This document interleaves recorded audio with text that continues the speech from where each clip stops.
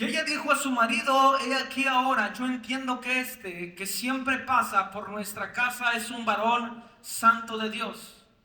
Yo te ruego que hagamos un pequeño aposento de paredes y pongamos allí cama, mesa, silla y candelero, para que cuando él viniere a nosotros se quede en él.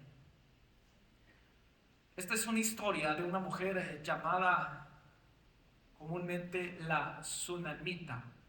¿Alguien ha escuchado acerca de ella? ¿Y qué es lo que ha escuchado de ella, o qué es en lo que usted tiene referencia en relación a esta mujer? Era una mujer estéril.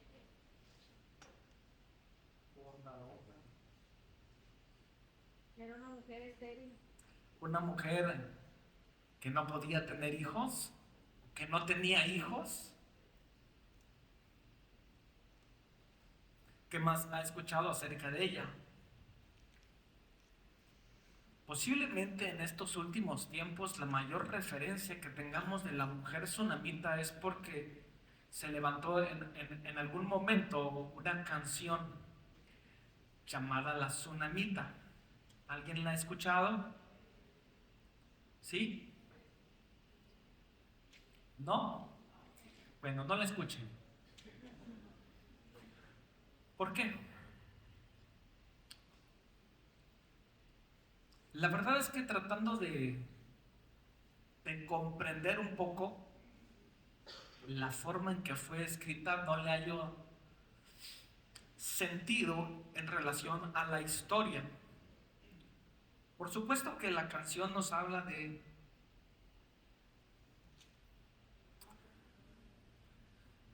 Déjame le digo de qué.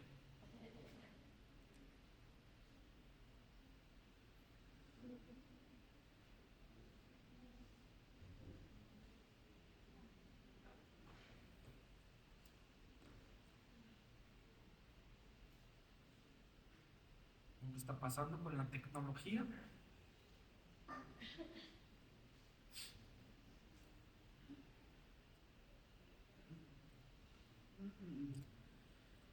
Habla un poco acerca de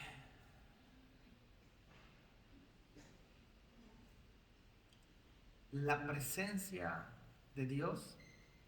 Y en relación a esto, ellos expresan por medio de esta canción: solo quiero estar contigo una y otra vez. No importa lo que cueste, tu presencia vale mucho más. Solo quiero estar contigo. Yo soy la tsunamita que te dice: vive aquí. Pero en una relación específica con estas palabras, acabamos de leer el pasaje en donde nos encontramos con una mujer que tiene a bien hacer y levantar un aposento para el profeta. La intención no es que él se quede a vivir ahí. La intención es levantar un aposento. Y es ahí donde quiero enfatizar un poquito esta historia, o el contexto de esta historia.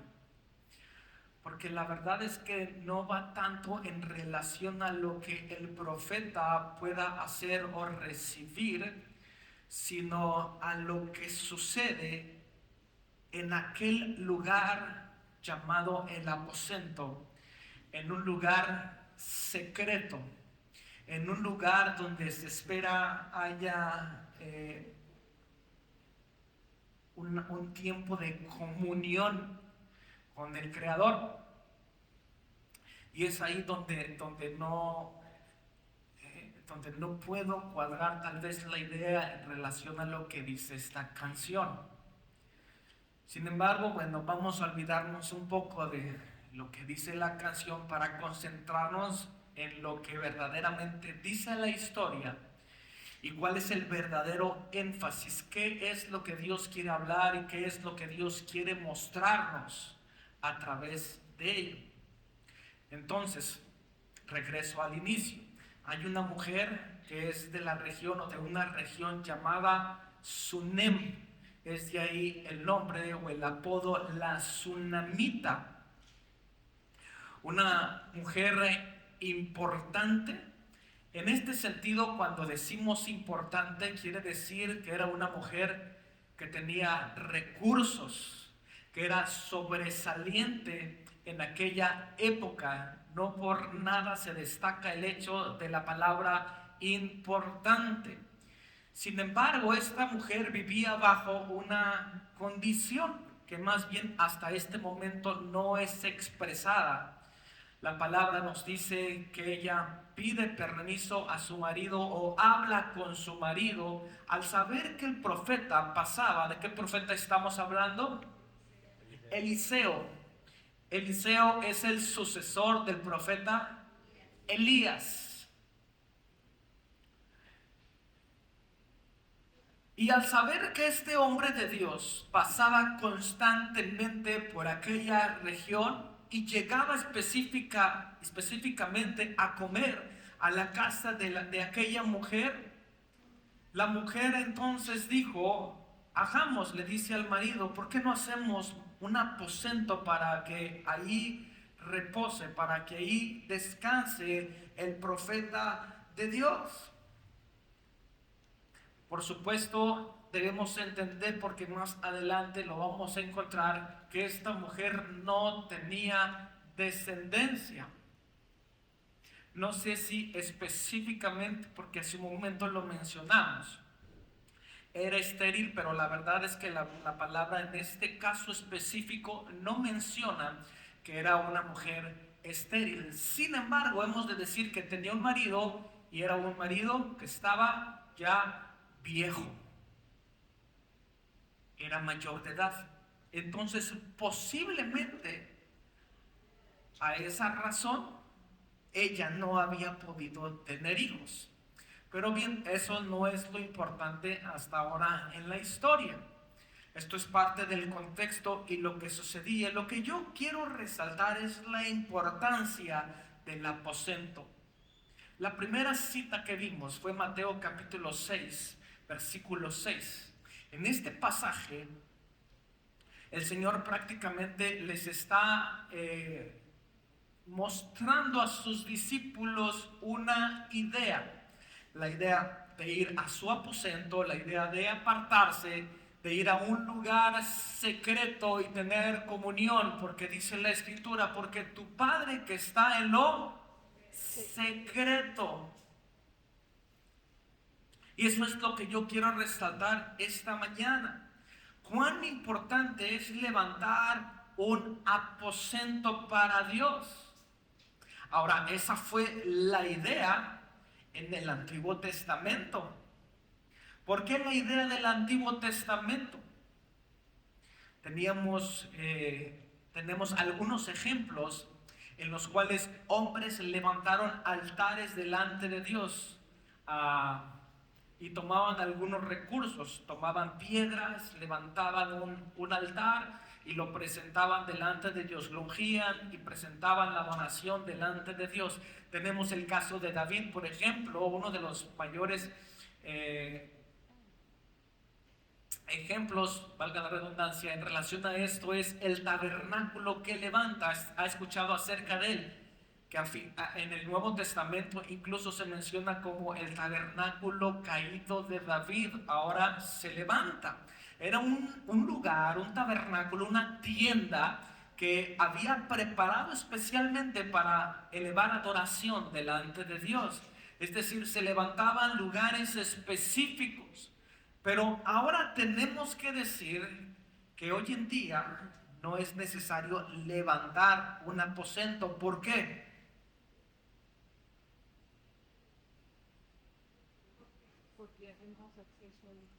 Porque según la Escritura, ahora el aposento somos, y es nuestra responsabilidad levantar adoración delante de Dios. Pero bien, esto todavía lo vamos a hablar un poco más adelante. Quiero presentarle todo el contexto.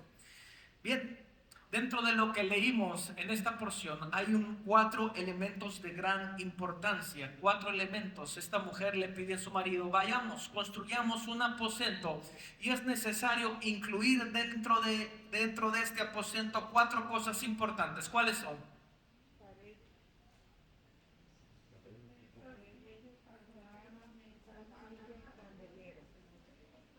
¿Ya lo localizó? Te ruego que hagamos un pequeño aposento de paredes y pongamos allí cama, mesa, silla, candelero. ¿Con qué intención? Por supuesto, para que estuviera cómodo. Pero sabe que cada uno de estos elementos tiene una representación, y es ahí donde nos vamos a enfocar.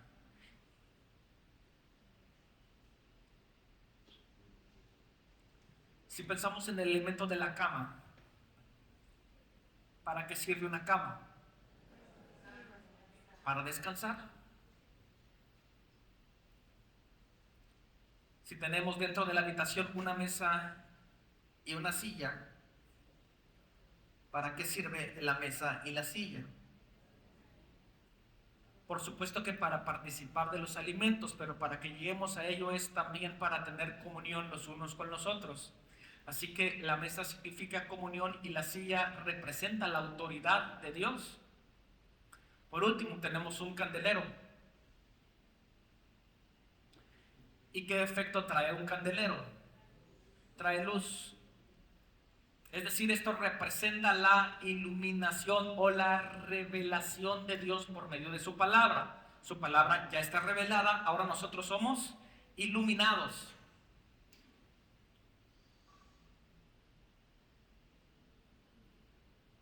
Y es por eso que tendremos que decir que este es el concepto primordial de esta historia. Recuerde que en cada historia generalmente tenemos revelado a Cristo.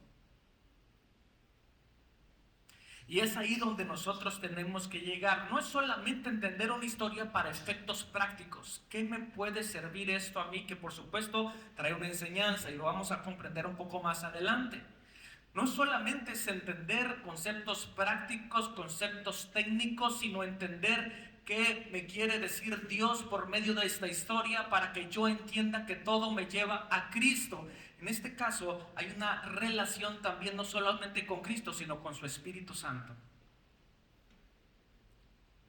Y más adelante vamos a llegar a ello.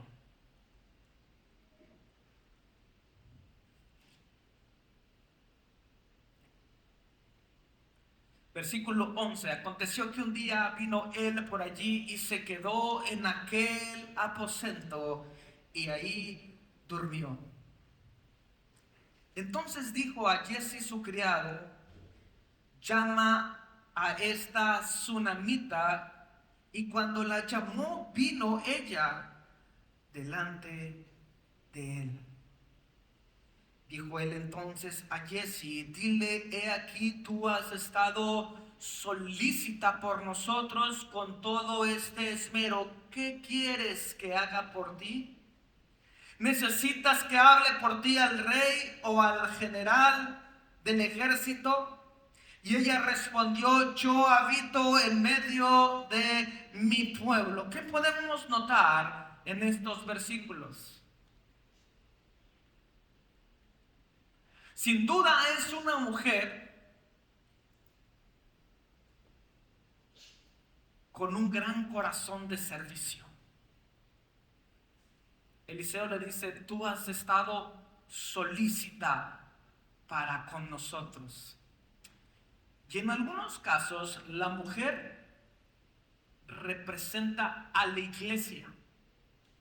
Y en este sentido debemos comprender o entender que la iglesia siempre tiene que estar solícita al servicio. Hace un momento atrás dijimos, Jesucristo dijo: porque el Hijo del Hombre no vino para ser servido, sino para servir. Entonces debe haber un espíritu que empape prácticamente a la iglesia en el hecho de ser servicial, por supuesto, los unos con los otros, pero también para los que están afuera. ¿Cuántos sirven dentro de la iglesia? Y si no ha tenido oportunidad, levante la mano y diga: yo estoy dispuesto. Siempre hay áreas en la iglesia donde se ocupan muchísimas manos. Y ese debe ser el espíritu que la iglesia debe tener, un espíritu de servicio. Ahora, me llama mucho la atención que el profeta permanece en el aposento. No es que el profeta va hacia la mujer, sino que el profeta manda a llamar a la mujer. Entonces, ¿quién es la que va al aposento? La mujer. ¿Está conmigo?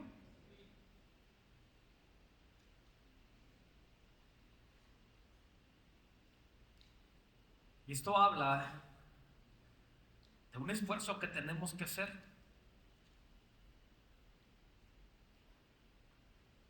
Seguramente esta mujer tenía necesidades. El asunto es que hasta este momento no expresa ningún tipo de necesidad, ¿o sí? Qué interesante. ¿Cuántos de nosotros tenemos necesidades? Todos tenemos necesidades. ¿Por qué hemos venido a Cristo? ¿Por necesidad? Generalmente sí. La primera necesidad que tenemos es la necesidad de salvación. Una vez que está cubierta, bien, hay un sinfín de necesidades por las cuales nosotros llegamos a Dios. El asunto es, cada vez que llegamos a Dios o llegamos a su presencia o levantamos o entramos en el aposento delante de Dios, ¿es porque tenemos una necesidad?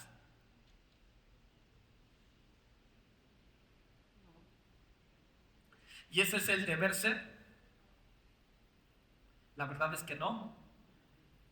Pero la gran mayoría entramos o tenemos un momento de comunión con el Señor a razón de una necesidad, cuando nuestro tiempo de comunión debería ser primordialmente para exaltar su nombre. Cambia todo el sentido, ¿no?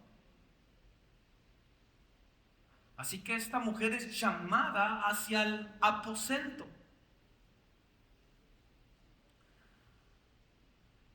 Y este es el panorama, lo hemos presentado. Esta mujer no tiene marido, no tiene hijo, y su marido es ya viejo. Y vamos a encontrar algo sobrenatural en este pasaje. Vamos a la escritura nuevamente. Cuando este hombre hace la pregunta: ¿qué quieres que haga por ti? ¿Necesitas que hable por ti al rey o a la general del ejército? ¿Qué fue lo que ella responde? ¿Hay coherencia en la respuesta? No hay coherencia. ¿Qué pudiésemos esperar cuando se viene una pregunta como esta? Este es mi momento. Era el profeta de Dios hablando. Había una oportunidad para ella de pedir lo que ella necesitara.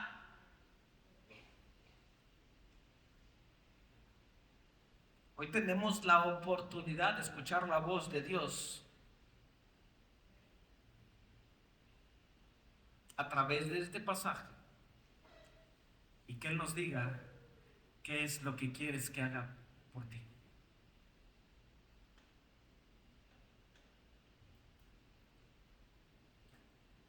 ¿Cuál fuese su respuesta esta mañana delante del Señor?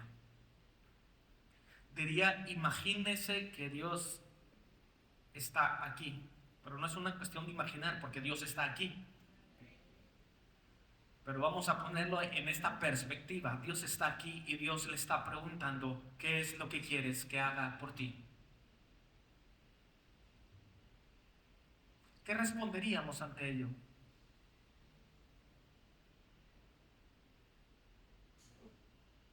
Y posiblemente hoy estemos ya pensando en una necesidad específica.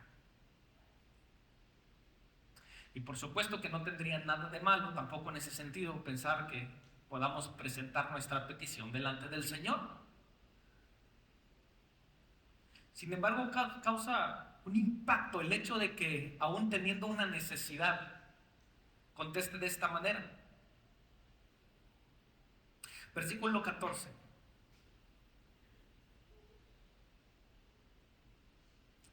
Y él le dijo: ¿qué pues haremos por ella? Y Giezi respondió: he aquí que ella no tiene hijo y su marido es viejo. Dijo entonces: llámala. Y él la llamó y ella se paró a la puerta.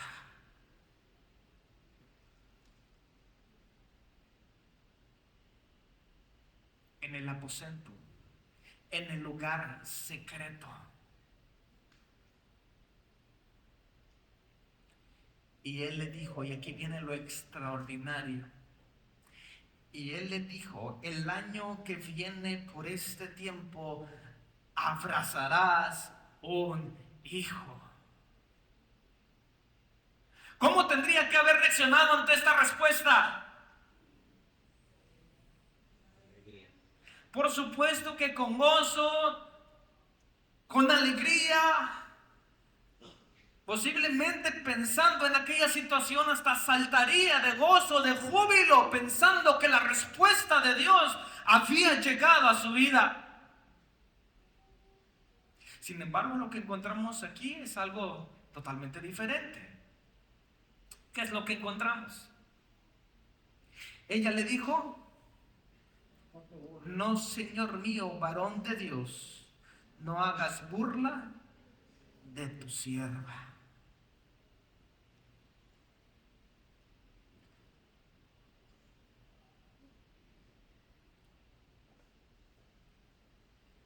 ¿Con qué confianza nosotros llegamos al Padre y exponemos una petición delante de Él? ¿Lo hacemos creyendo? ¿Lo hacemos en confianza? ¿Lo hacemos en fe? ¿O lo hacemos pensando, bueno, tal vez sí, posiblemente?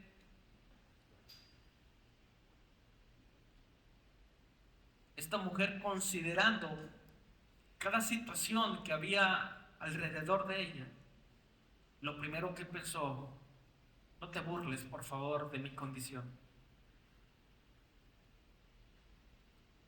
Y es que el hecho de que una mujer tuviera un hijo era muy importante.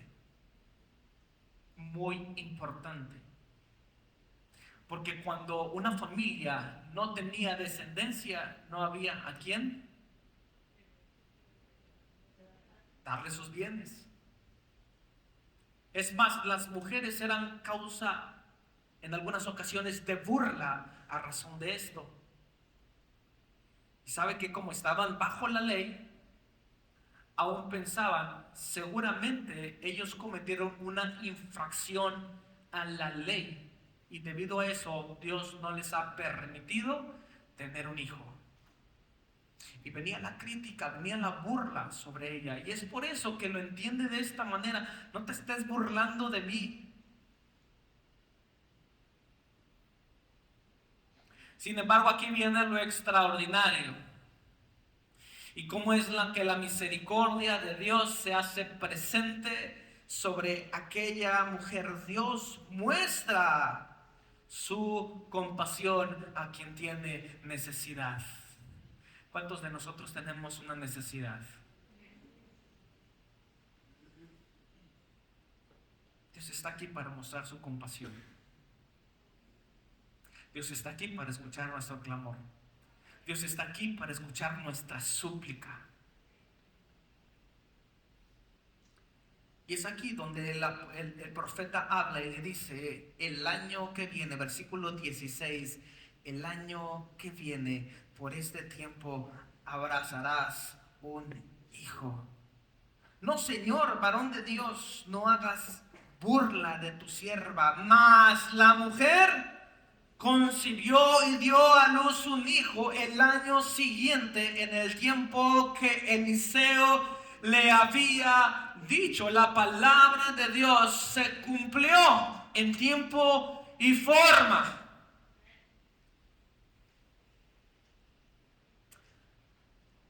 ¿Cuántas veces hemos recibido una promesa de parte de Dios? Pero hemos de decir que Dios tiene sus tiempos y Dios tiene también sus formas. Y que lo que más cuesta o más nos cuesta es esperar. Y tenemos muchísimos casos en la palabra donde algunos hombres o mujeres se adelantaron al tiempo, a la forma, al propósito de Dios. Usted recuerda el caso de Abraham y Sara, en donde en ese momento reciben una promesa similar. Recibirás un hijo. Y por medio de ese hijo tendrás una gran descendencia, multitud de descendencia. Pero ante la duda, ya mi marido es viejo y mi periodo ya se ha terminado. No hay manera, no existe manera. Entonces, ¿qué hacemos? ¿Cómo le ayudamos a Dios para que cumpla su propósito? Porque esto fue lo que hizo aquella mujer, ¿no fue así? ¿Cómo le ayudamos? Si yo no puedo, seguramente mi sierva lo puede hacer, y es ahí donde entrega a Agar. Y tienen esa primera descendencia llamada Ismael, pero no era la descendencia prometida por Dios. ¿Por qué? Porque somos tan desesperados que no sabemos esperar el tiempo perfecto de Dios para nosotros. Por supuesto que es complicado, pero si Dios trae una promesa para nosotros, podemos estar seguros que Él la va a cumplir, porque así está establecido en su palabra. Ahora bien, imagínense ya el gozo de aquella mujer al saber que su hijo venía en camino. Y no solamente el hecho de que venía en camino, sino que nace. ¿Cuánto amor pudo darle a esa criatura, a ese hijo? ¿Cuánta protección no pudo darle a ese hijo? Por supuesto que sabiendo que había pocas posibilidades de poder seguir teniendo más descendencia, tal vez en un asunto protector trató de cuidar al máximo a ese hijo. Sin embargo, nos encontramos en esta historia con una tragedia. Y aquí viene la parte difícil. La escritura dice que el niño creció, versículo 18. Pero aconteció un día que vino a su padre, que estaba con los segadores, y dijo a su padre: ¡ay, mi cabeza! ¡Mi cabeza! Específicamente la palabra, la escritura no nos dice cuál es la razón del dolor de su cabeza. Posiblemente podamos pensar en el hecho que, como estaba con los segadores, posiblemente tuvo una insolación. Pero bien, eso solamente queda en nuestra mente. El padre dijo a un criado: llévalo a su madre. Y habiéndolo él tomado, traído a su madre, estuvo sentado en sus rodillas hasta el mediodía y ahí murió. La pregunta es para nosotros: ¿cómo reaccionamos ante una tragedia. ¿Cómo pudo haber reaccionado esta mujer ante una tragedia como esta?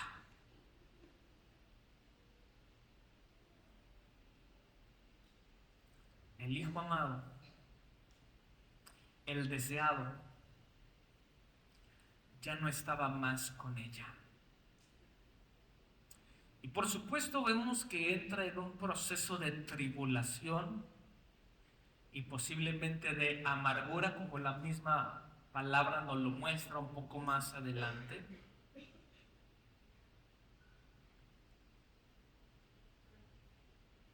Sin embargo, podemos ver un asunto totalmente contrario a lo que cualquier ser humano podía haber hecho.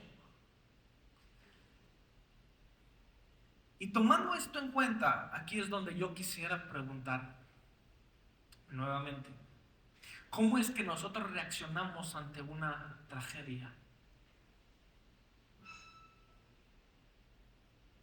Y es aquí donde mucha gente reacciona en un reclamo hacia Dios.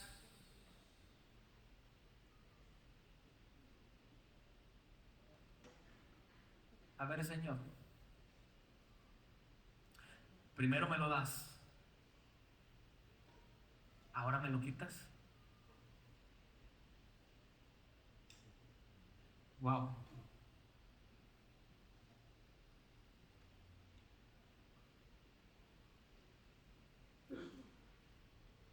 Y aquí es donde hemos de decir, a pesar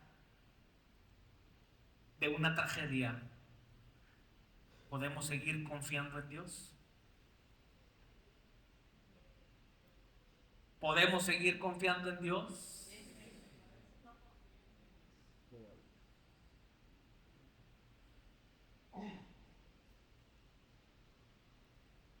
Decirlo es fácil, pero ser empáticos y pensar en los que han vivido una tragedia. ¿Cuántos han vivido una tragedia? Levante su mano.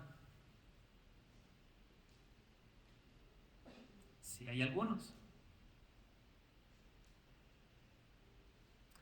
Y yo creo que la misericordia de Dios y su bondad nos tiene aquí, porque no existe otra manera. Porque cualquier reacción de todo ser humano es inmediatamente venir con un reclamo hacia Dios de lo que está sucediendo. Y esta pudo haber sido la reacción de esta mujer, y ya lo dije antes, primero me lo das, ahora me lo quitas. No entiendo. Pero es que lo que no estaba entendiendo era que el Señor quería manifestar a su gloria y su poder con un propósito específico. Déjeme decirle que incluso toda tragedia, toda prueba, toda situación, toda tragedia es para que el Señor sea glorificado. Usted y yo tenemos que pensarlo de esa manera, porque así lo dice la Escritura. El asunto que es que en la reacción, la mayoría de la gente, no estoy hablando del creyente, sino que la mayoría de la gente reacciona de una manera diferente. Y esa manera diferente de reaccionar es irse a la depresión, atarse a situaciones que lo van a llevar a la amargura, al enojo, al coraje. Después de la depresión, estamos hablando que en situaciones de depresión no como, no duermo, y después de ello puede llegar a situaciones de muerte. Ahora, resalta mucho cómo es que reacciona esta mujer. ¿Por qué? Porque lo más natural en ese momento hubiese sido preparar a aquel su hijo para un proceso de luto que era la forma en que se trataba a los muertos en el Antiguo Testamento. Sin embargo, esta no fue la reacción de aquella mujer. La Escritura dice que este hijo fue llevado ¿a dónde? Versículo 21. Ella entonces subió y lo puso sobre la cama del varón de Dios y cerrando la puerta se salió. ¿Qué fue lo que hizo aquella mujer? ¿Ir a dónde? Al aposento. ¿Y qué nos enseña esta mujer en la palabra? ¿Qué es lo que nos está enseñando?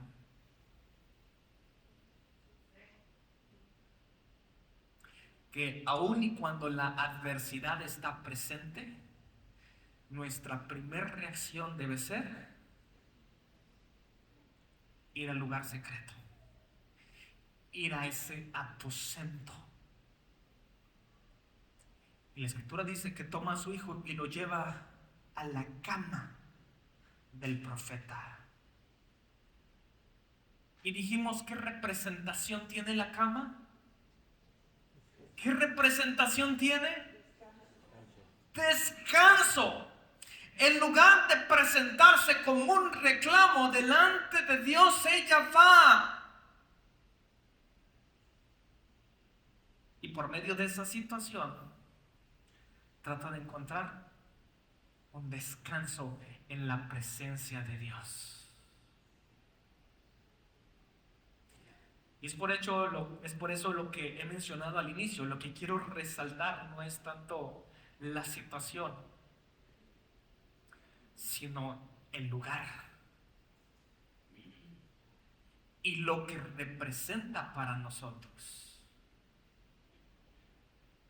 Porque la reacción de esta mujer fue ir a un lugar en donde había descanso, había reposo. Y es por eso que nos encontramos en múltiples pasajes, por ejemplo en el libro de los Salmos, aún David, que en medio de la persecución él podía escribir: Señor, mi alma está abatida. Sí, está abatida, pero también en ti encuentro refugio, encuentro descanso, el descanso que mi alma necesita. ¿Y por qué menciona a su alma? Porque en su alma están las emociones. Y lo que brota de nuestras emociones depende de nuestras reacciones respecto a la situación por la cual nosotros estamos viviendo. Generalmente ante una tragedia, ya lo mencionamos, nosotros reaccionamos con enojo, con coraje, angustiados. Pero la verdad es que este pasaje nos está mostrando que en primera instancia nosotros tenemos que llegar a un lugar de reposo. Un lugar en donde estaremos confiados en nuestro Salvador.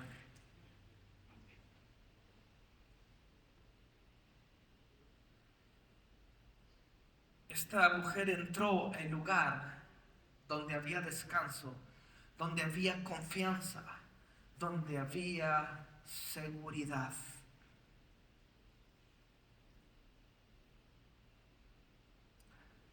Generalmente, porque era parte del ritual de aquellos, cada muerto tenía que ser llevado al luto o ser velado durante 7 días.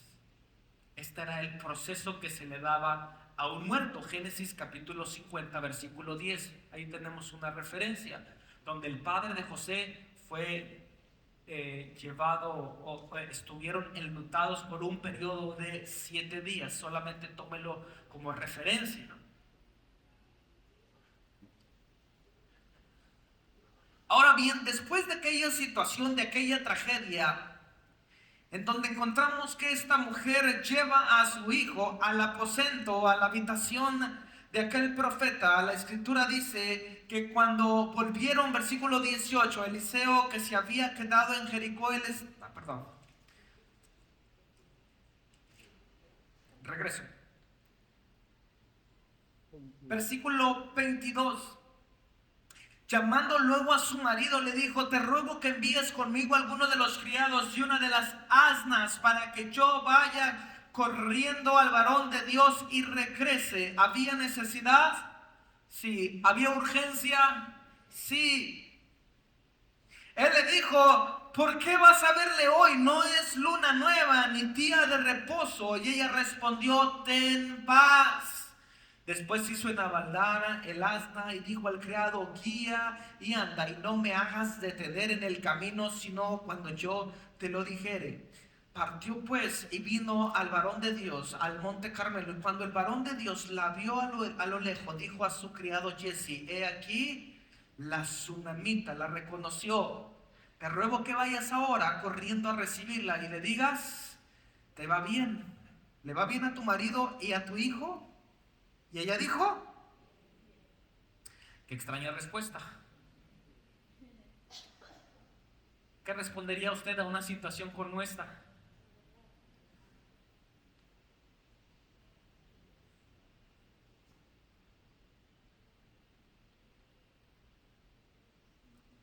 ¿Cómo reaccionaríamos? ¿Te va bien? ¿Cómo me preguntas si me va bien? ¿Que no sabes? ¿No sabes lo que ha ocurrido? Sin embargo, la respuesta es totalmente diferente. Solamente dice: bien. Luego que llegó a donde ella estaba, el varón de Dios en el monte se asió a sus pies y se acercó Jesse para quitarla. Pero el varón de Dios le dijo: déjala. ¿Por qué? Su alma está en amargura. Su alma está en amargura. Por supuesto, pudo denotar que en su corazón había una situación que la tenía acongojada. Enseguida dice: y Jehová me ha encubierto el motivo y no me lo ha revelado. ¿Que no es que el profeta de Dios sabe todas las cosas?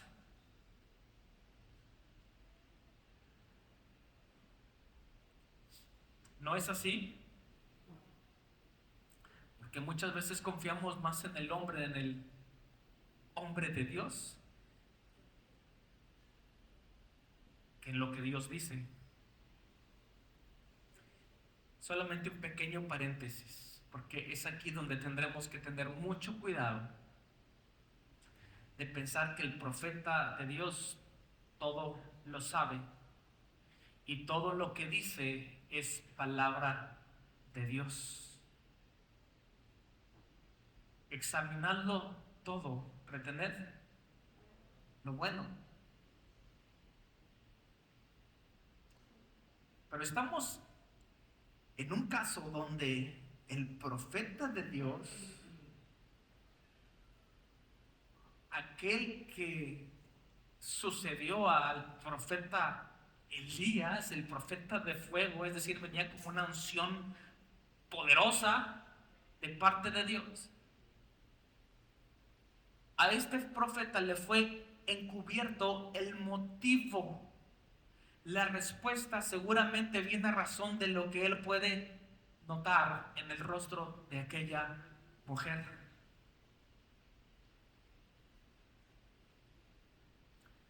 Es decir, ¿usted quiere recibir revelación de parte de Dios?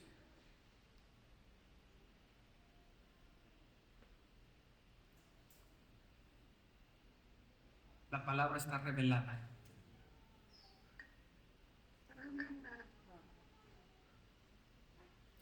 Por supuesto que no, nosotros creemos en los dones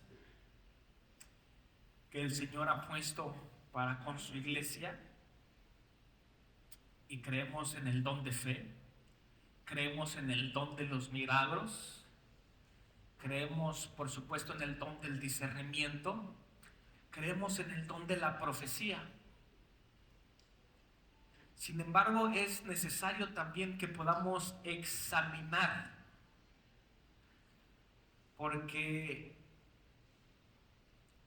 han sucedido situaciones, y no es algo que estemos viviendo el día de hoy, sino a lo largo de los años se han presentado situaciones de hombres y mujeres que han hablado en nombre de Dios.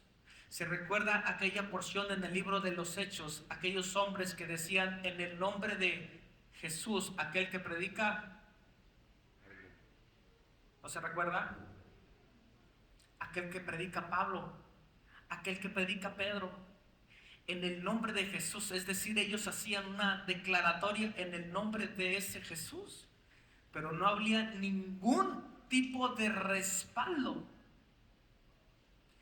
Y muchas veces somos mucho más llevados al emocionalismo que al hecho de entender que lo que necesitamos es una vida de integridad y santidad delante de Dios.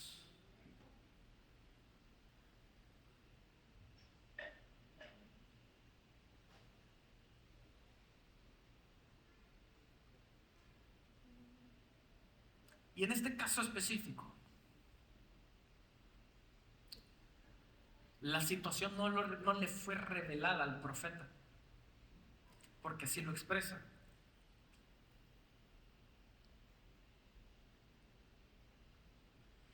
Y entonces ante la situación ella responde, versículo 28, ¿pedí yo un hijo a mi Señor?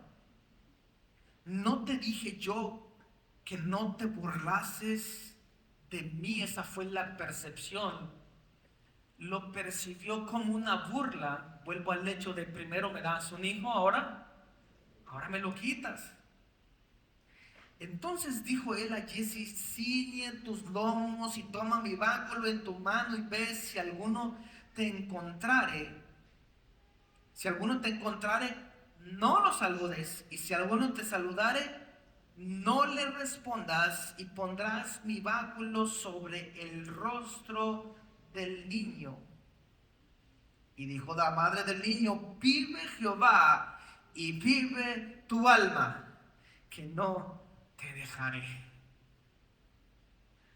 La urgencia y el deseo de saber que este niño tenía una oportunidad le hizo pensar en el hecho de no separarse de aquel hombre. El hecho de tener una oportunidad debido a la urgencia debe traer una consecuencia en nosotros de decir, Señor, no te dejaré. No me voy a separar de ti.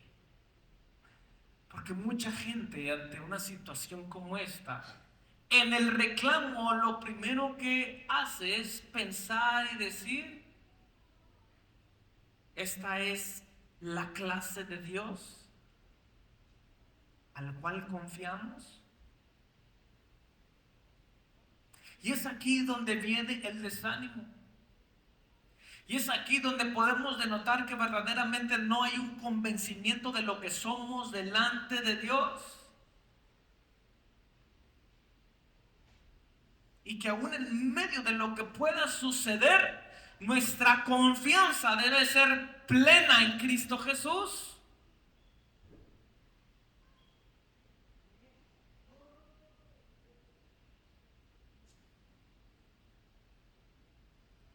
Versículo 31, entonces se levantó y la siguió. Giezi había ido delante de ellos y había puesto el báculo sobre el rostro del niño, pero no tenía voz ni sentido, y así se había vuelto para encontrar a Eliseo y se lo declaró diciendo, el niño no despierta.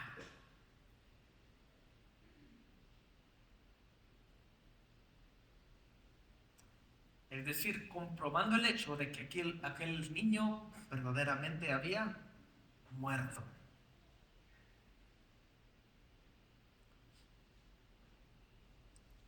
Y venido Eliseo a la casa, he aquí que el niño estaba muerto, tendido sobre la cama. Entrando él entonces, cerró la puerta tras ambos y oró a Jehová. ¿A dónde entró? Al aposento, al lugar donde reposaba aquel niño. Después subió y se tendió sobre el niño y poniendo su boca sobre la boca de él y sus ojos sobre sus ojos y sus manos sobre las manos suyas, así se tendió sobre él y el cuerpo del niño entró en calor. Por supuesto que aquí hay una metáfora, no porque así esté escrito. Tenemos la obligación o la posibilidad de hacer un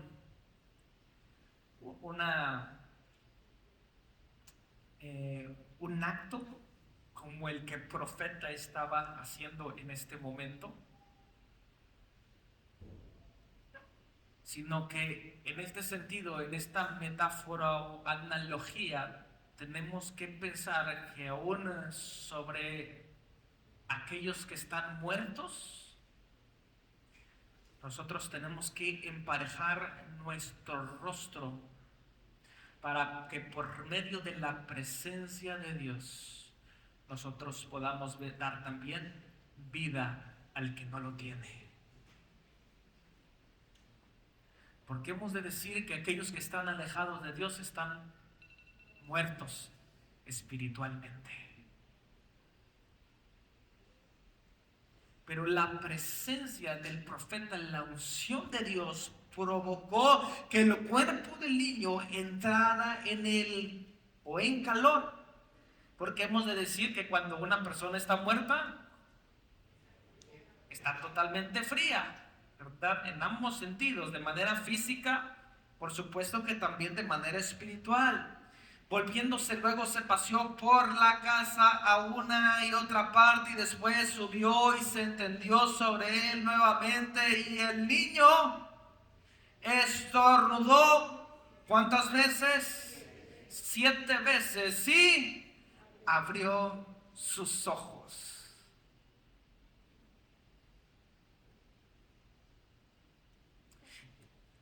¿Y por qué razón encontramos que este chico estornuda 7 veces?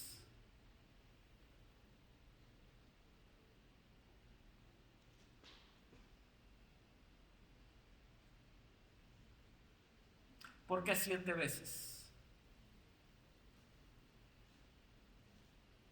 Entendiendo sí que el número 7 representa la perfección de Dios, hemos de decir que al muerto se le debía velar 7 días. Ahora por medio de 7 estornudos podemos ver un milagro extraordinario de parte de Dios, en donde aún lo que estaba muerto dentro del aposento puede tomar vida.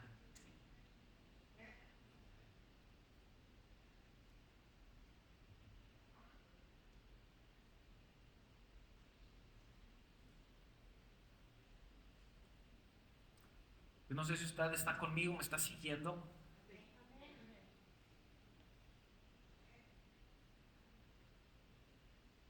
De modo que usted entienda que estamos caminando bajo situaciones y circunstancias que probablemente son muy adversas, situaciones que posiblemente hemos considerado como situaciones que están muertas. Pero cuando nosotros entramos al aposento, cuando nosotros entramos a su presencia, cuando nosotros entramos al lugar secreto delante de Dios, hasta lo que está totalmente muerto, tiene la capacidad de ir a vida. Yo no sé si usted lo puede creer. O aún seguimos caminando con el pensamiento de: Señor, es algo que tú me has prometido, es algo que tú me has dado, y si me lo has dado, ¿por qué me lo quitaste? Primero debemos de pensar en el hecho que tenemos un Dios que es soberano y que Él actúa según su voluntad, y debemos pensar que sus planes son sumamente mejor que los nuestros. Y así lo expresa la palabra: tus pensamientos no son mis pensamientos, ni tus caminos son mis caminos, pero he de decir que tus pensamientos y tus caminos son mejor que los míos.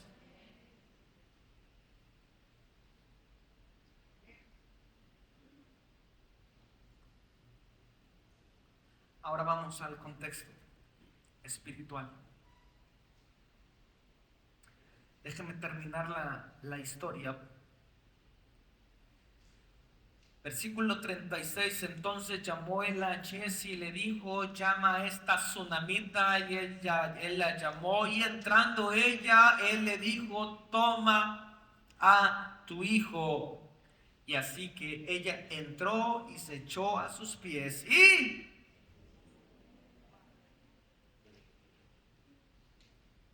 qué representa el hecho de inclinarse a la tierra?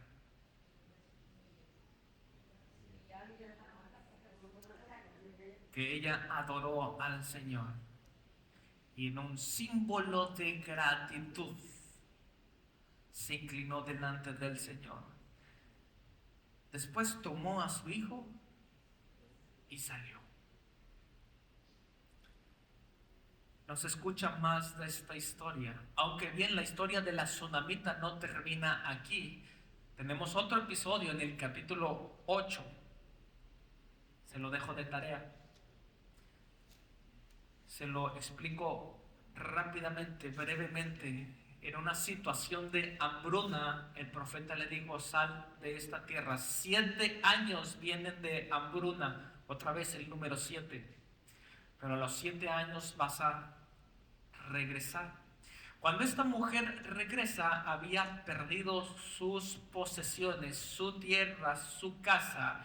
Y en una intervención, es decir, o en el hecho de ser intermediario, el profeta aboga delante del rey para que todos sus bienes, sus posesiones y sus tierras le fuesen devueltos. ¿Qué dice la Escritura respecto a esto? Nosotros tenemos un intermediario para con el Padre, que es Jesucristo. Y Él tiene la plenitud de todas las cosas. Y no es el hecho de nosotros estar reclamando, sino solamente ser agradecidos con lo que tenemos el día de hoy. Tal vez llegar al hecho de sumamente complicado de pensar que Job algún día dijo, Jehová dio, Jehová quitó, sea el nombre de Dios bendito. Vamos al contexto espiritual y vamos cerrando.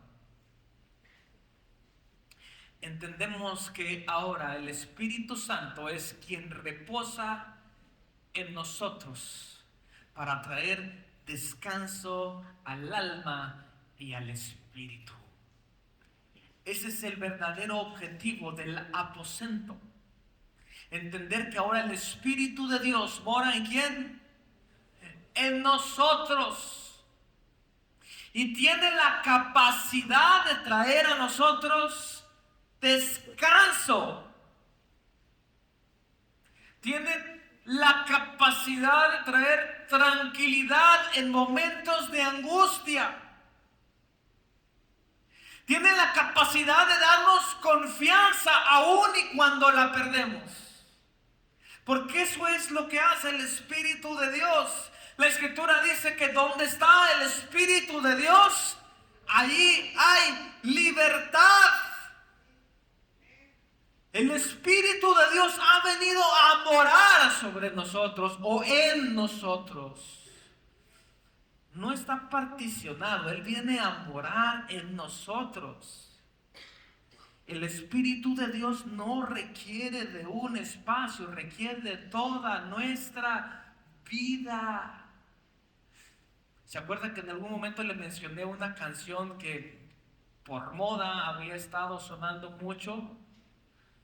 Su respuesta en aquella ocasión ante la pregunta, enseguida la repito, fue prácticamente inmediata. Pero creo que hoy tiene la capacidad de pensar antes de responder. La pregunta fue la siguiente: ¿cuántos quieren darle un espacio a Cristo?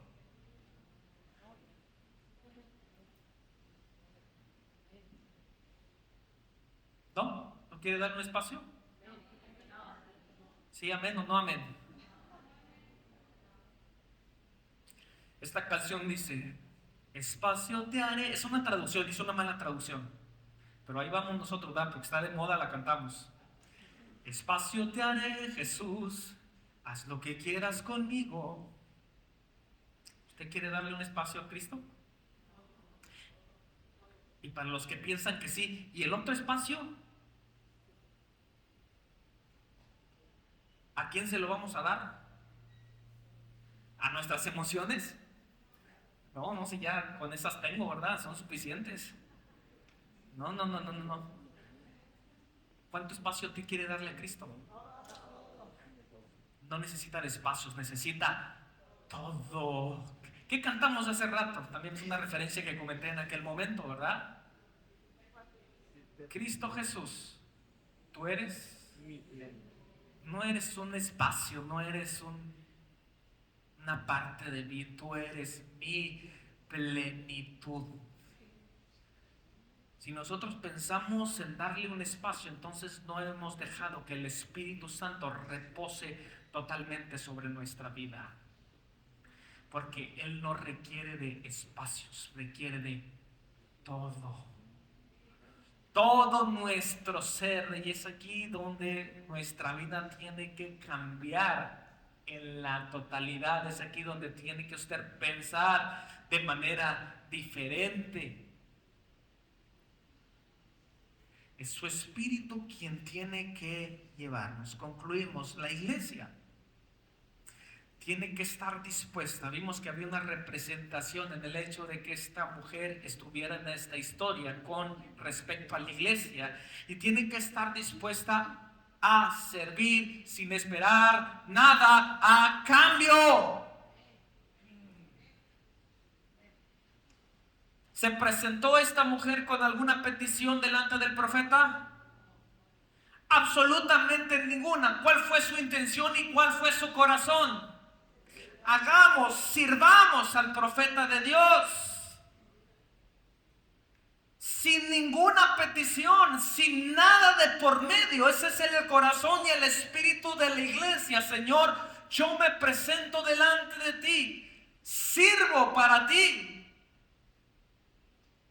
Sin esperar nada a cambio. Ahora también podemos entrar en el hecho de que cuando nosotros servimos por amor, Dios manifiesta su gloria. Y muchas veces sin pedirlo, hasta sin pedirlo, Dios se glorifica.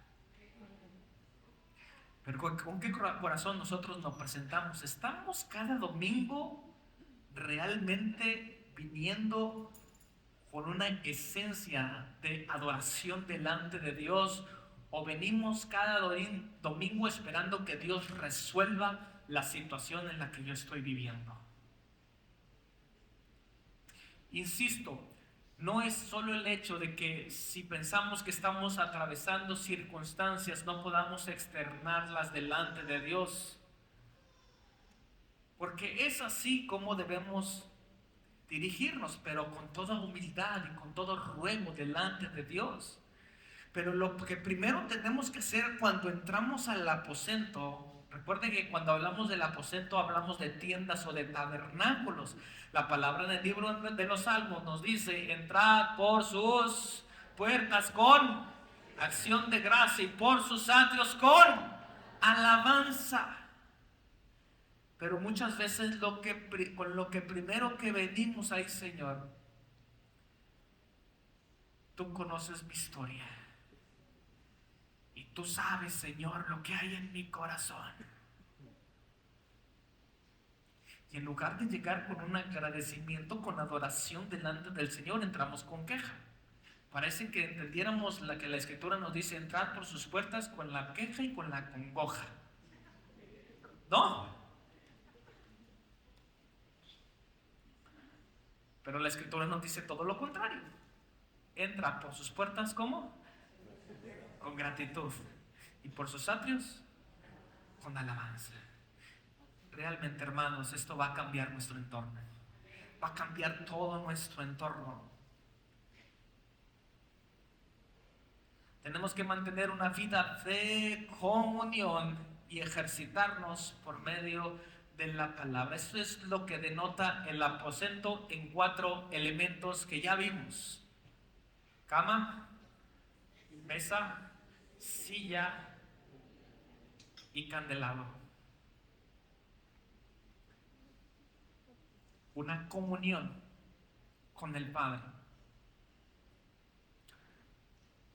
Un ejercicio constante de la meditación de la palabra. Por cierto, desde que iniciamos aquel reto, y yo no sé cuántos hayan quedado a medias, y yo no quiero pensar que usted se haya quedado a medias, sino que si por algún momento interrumpió su lectura o el reto que pusimos delante de usted, pueda continuarlo el día de mañana, que para esto prácticamente hemos llegado a los 31 días de lectura del libro de Proverbios.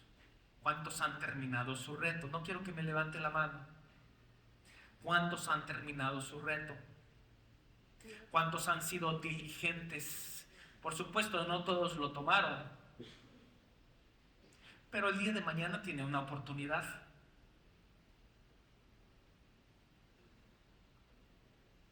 Tiene una oportunidad. Y porque si no es por la palabra de Dios, hermanos, ¿qué espera? ¿Qué espera? Que el profeta de Dios venga y le diga lo que usted quiere saber.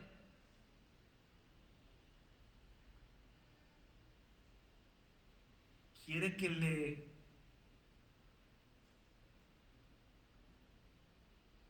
¿cuál es la palabra? En relación al futuro, que le prediga, ¿así se dice? ¿Quiere que le prediga el futuro? ¿Eso es lo que usted está anhelando? ¿Es lo que usted está deseando? Si no puede vivir el presente, ¿para qué se anda adelantando?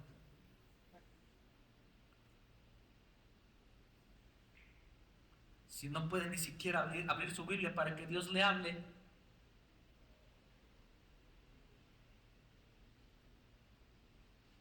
y ojo, insisto, no estoy hablando en contra ni de los profetas ni de algún profeta en específico. Me estoy explicando. Ya lo hemos dicho, nosotros creemos en la profecía. El asunto es enfatizar en el hecho de la confianza. Muchas veces creemos y confiamos más en un hombre de Dios que en el Dios del hombre.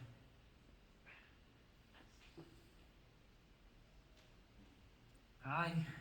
¿Lo puede volver a decir, pastor? ¿Qué vuelvo a decir? ¿Qué de tanto que dije? Que muchas veces confiamos Muchas veces esperamos más confiar en el profeta de Dios. Esperamos y confiamos más en el profeta de Dios que en el Dios del hombre.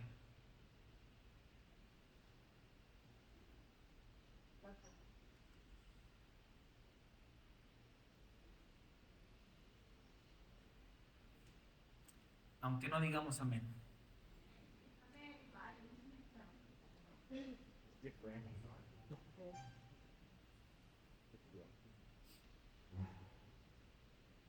Hermanos, necesitamos creer sin dudar.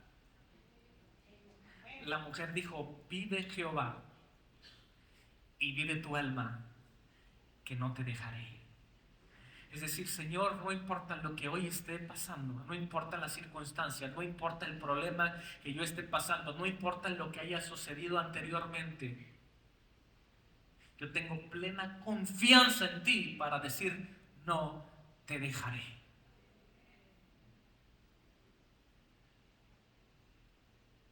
¿Cuántos lo pueden decir? Quiero invitarlo a que se pongan en pie, por favor.